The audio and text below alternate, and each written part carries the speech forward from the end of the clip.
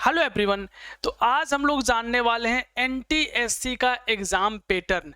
अब आप में से बहुत सारे स्टूडेंट ऐसे होंगे जिनको पता ही नहीं होगा कि एनटीएससी होता क्या है। तो देखो, ये एक क्लास 10th लेवल का स्कॉलरशिप का एग्ज़ाम होता है, ठीक है। तो उसी के बारे में अभी हम आपको एग्ज़ाम पैटर्न बताते हैं कि क्या है इसका एग्ज़ाम पैटर्न, मीन्स किस सब्जेक्ट से कितने क्वेश्चंस पूछे जाते हैं, वो सारी चीज़ें हम आपको बताएंगे।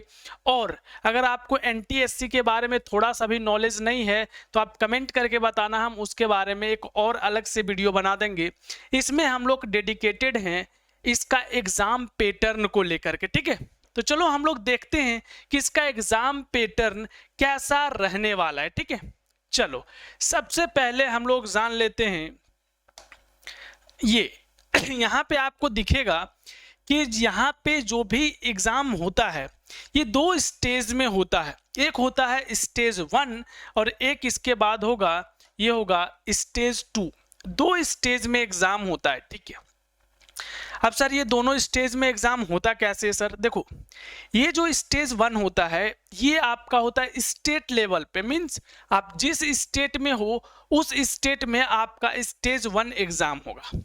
अब एक स्टेज में भी दो पेपर होता है, एक होता है सेट और एक होता है आपका ये मैट। मैट मीन्स होता है मेंटल एबिलिटी टेस्ट।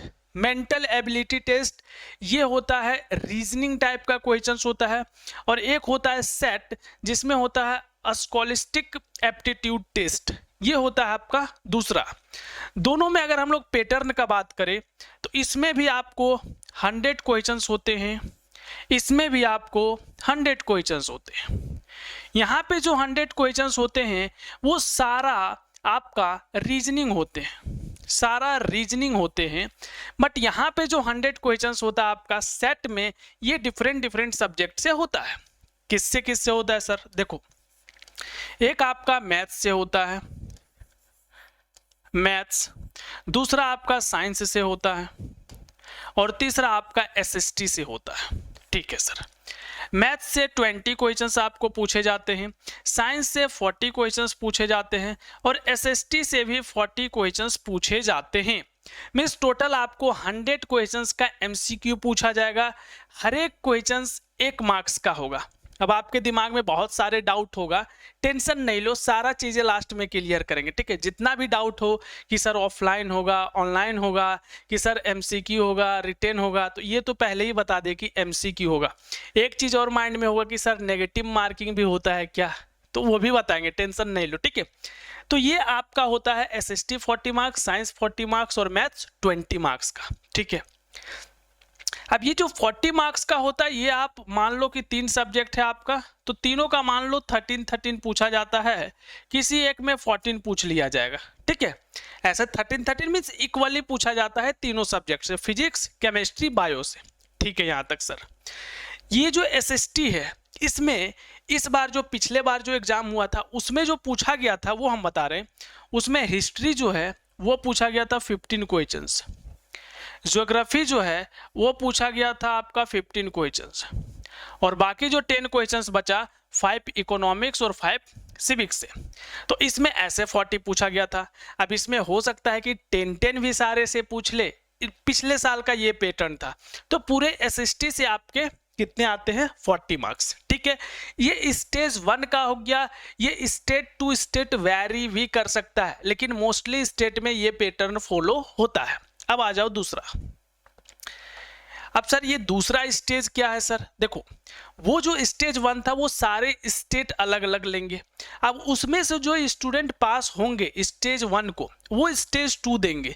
और ये स्टेज 2 जो एग्जाम होता है ये लिया जाता है सेंटर के तरफ से, मीन्स नेशनल एग्जाम, मीन्स इसको एक ही बार कंडक्ट कराया जाएगा सारे स्टूडेंट के लिए, ठीक है। यहाँ पे क्या होगा? यहाँ पे भी आपका एक मैट होगा और एक सेट होगा।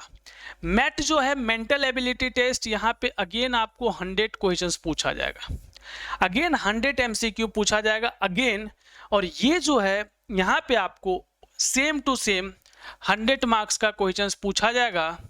और ये मैथ्स से आपको पूछा जाएगा 20 क्वेश्चंस, साइंस से पूछा जाएगा 40 क्वेश्चंस और एसएसटी से पूछा जाएगा 40 क्वेश्चंस। ठीक है सर। अब अगेन इसमें जैसे अभी पीछे डिवाइड था 13 13 14 वैसा ही रहेगा, और इसका पैटर्न भी आपका या तो 10 10 रह सकता है या तो जैसे अभी बताएं वैसे में थोड़ा सा मिसमैच हो सकता है, बट एसएसटी से टोटल 40 क्वेश्चंस आपका रहने वाला है। अगर आप ये दोनों एग्जाम क्वालिफाई करते हो तो आप स्कॉलरशिप के लिए क्या होते हैं, क्वालिफाई कर जाते हो और आपको स्कॉलरशिप मिलता है। तो हम यहाँ केवल एग्जाम पैटर्न का बात कर रहे हैं, इसलिए हम उस पर कोई बात नहीं करने वाले हैं। अब आ जाओ आपका कुछ डाउट, उसको हम क्लियर कर देते हैं। फर्स्ट की जो इसका एग्जाम होता है, मोड ऑफ एग्जाम, तो ये पहले नंबर ऑफलाइन होता है। कब होता है, जनरली अक्टूबर नवंबर में होता है। उसके 3 मंथ पहले आपका एग्जाम फॉर्म आ जाता है, ठीक है, अप्रोक्स 3 मंथ पहले ऑफलाइन होता है। टाइप ऑफ एग्जाम, एग्जाम का टाइप्स क्या रहता है सर, तो ये एमसीक्यू होता है, दोनों स्टेज 1 और स्टेज 2 दोनों एमसीक्यू होता है। स्टेज ऑफ एग्जाम तो बता ही चुके हैं, स्टेज 1 होता है स्टेट लेवल पे, स्टेज 2 होता है नेशनल लेवल पे, यहाँ पे भी ठीक है।